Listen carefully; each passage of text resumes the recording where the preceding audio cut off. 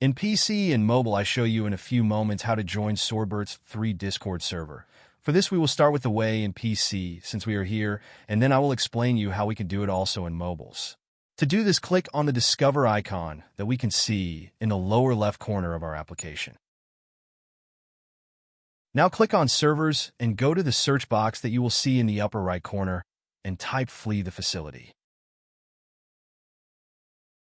Now click on the server we are looking for and then click on the Join button at the top of our Discord application. Congratulations, you are already inside the Discord server on PC. On mobiles, it is quite likely that you cannot do this same process as it does not usually show the option to discover. That's why I'll leave a link to access to this server in the description of this video. Simply access the description and click on it, and thereby automatically access the Discord server without doing anything else. Please give a like to this video, comment, and subscribe. Until the next one.